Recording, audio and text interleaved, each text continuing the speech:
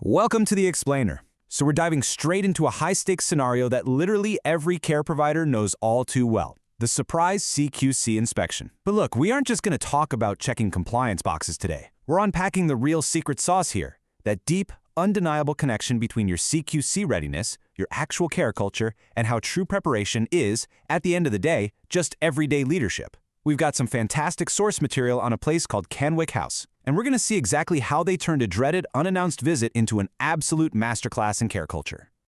All right, picture this chilling scenario for a second. It's a typical crisp October morning. You've got the coffee brewing, the hallways are humming with the morning routine, and then boom, a sharp knock at the door. You open it, and there's Miss Kisby from the Care Quality Commission, official ID in hand, alongside her very serious colleague. Good morning, we're here for an inspection. I mean, it's the exact moment that makes any care manager's stomach completely drop, right? But, as we're going to see, Canwick House navigated this sudden storm without even breaking a sweat. So I have to ask, if that exact knock came right now, today, would you panic, or would your care culture naturally speak for itself? That's what we're exploring today. Why absolutely thriving during an inspection is just the natural byproduct of a deeply ingrained culture and definitely not a frantic last-minute administrative sprint. Okay, part 1, the framework shift. Moving from KLOS to SAF. To really get how Canwick pulled this off, we first have to look at the biggest change to CQC inspections in basically a decade, which started rolling out across England in March 2024. The absolute most crucial point here is that the days of frantic, night before preparation, they are officially over. The old framework, the KLOs or key lines of inquiry, it often created this culture of reactive prep for a one-off event. It was kind of like frantically cleaning your house just because company is coming over. But the new Single Assessment Framework, or SAF, totally flips that. It brings in 34 quality statements and demands continuous, everyday evidence. There's no cramming for this test anymore. You literally have to live and breathe the material. Which brings us to part 2, the always-ready mindset. So how did the staff at Canwick actually apply these new rules on the floor? Well, they didn't just read some corporate memo. They embodied a completely new philosophy. They adopted what they call the always-ready mindset. It's exactly what it sounds like. Quality is baked into every single shift. Documentation doesn't just, tick a box. It tells the real, daily story of care. Take Nelson, for example, their meds champion. When inspectors started grilling him on medication management, the guy didn't even flinch. He confidently explained how every single dose is double-checked and logged, and how they use risk-feeding proformas to safely balance a resident's autonomy with their high-risk needs. That right there, that is what being always ready sounds like in the real world. In this mindset, it really permeates the entire team.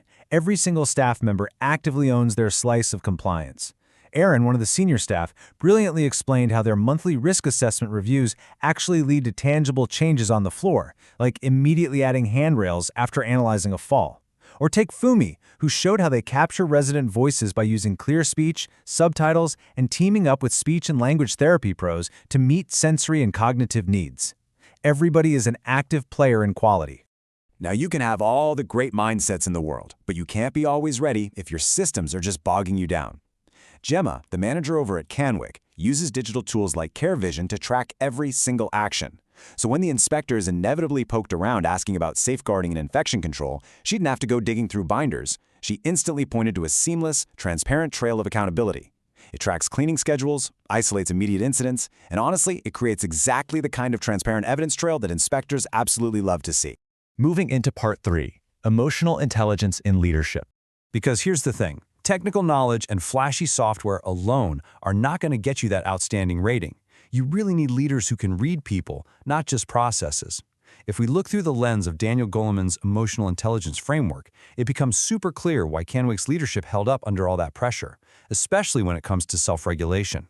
During this surprise inspection, the CQC team was firing off incredibly intense, granular questions.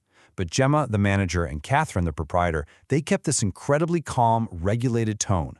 And this is so crucial because your calm is clinical. Their complete composure under interrogation basically signaled to the rest of the staff, hey, we've got this, which totally stopped any panic from rippling across the floor. And this emotional regulation ties perfectly into another key theory from our sources, applying Maslow's hierarchy of needs directly to your care teams. Look, before your staff can lead with deep compassion, you have to secure their foundational needs. If your team is exhausted or feeling insecure, they simply cannot care well. Canwick focuses heavily on making sure workloads are safe and shifts are fair to prevent burnout. They essentially use this hierarchy as a diagnostic tool for team disengagement. So if your team is struggling right now, you really need to take a hard look at the base of that pyramid first. All right, part 4, creating a culture of care. Once those foundational needs for your staff are met, you unlock the ability to do something really special. You can make your actual care culture the ultimate measurable evidence of your CQC readiness. For instance, Kennewick does these really innovative community open days. Instead of your standard boring interview process, they invite the public in. They let potential caregivers evaluate if the home's environment aligns with their personal values, which is just a brilliant two-way recruitment strategy. On top of that, they really lean into the diverse cultural backgrounds of their team. A lot of the staff from Asian and African backgrounds bring this deeply ingrained cultural respect for elders.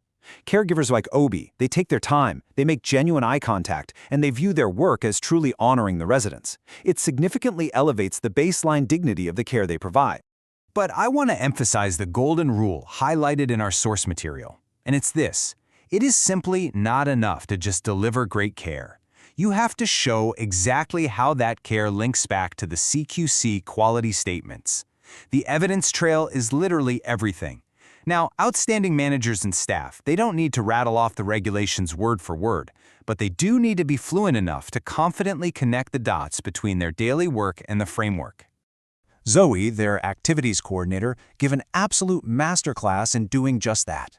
She didn't just sit there and tell the inspectors that she runs activities, she actively showed them. Using this massive 65-inch smart screen, she was leading interactive bingo, virtual museum tours, even sensory cooking sessions, like helping a resident proudly make her first apple crumble in years. Zoe makes sure that every single resident, no matter their cognitive ability, feels emotionally supported. And the best part? All of this joyous activity doubles as perfectly tangible, continuous evidence of responsive, person-centered care. Let's bring it all together in Part 5, your roadmap to outstanding. So how are you going to translate Kenwick's success into actionable steps for your very next shift? Well, the source material lays out a really clear roadmap. You start with stabilization, usually in weeks 1 through 4. This is all about establishing those safe, predictable routines on every single shift. You want to audit medication compliance immediately and identify a core coalition, maybe 3 to 5 staff champions who are really going to drive this culture forward. Then, in weeks 5 through 10, you pivot into building confidence.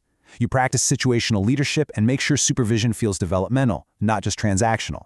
Breaking it down this way means improvement becomes a continuous, manageable team effort rather than just some top-down mandate that stresses everybody out. To wrap things up, I really want to leave you with a provocative thought from the source material, and I highly encourage you to reflect on this today. The culture you want an inspector to see is the exact culture you have on a random Tuesday at 2 p.m. Think about that. True inspection readiness isn't some massive event that you cram for, it is the care culture you live out every single day. So look around your floor today. Is your culture speaking for itself?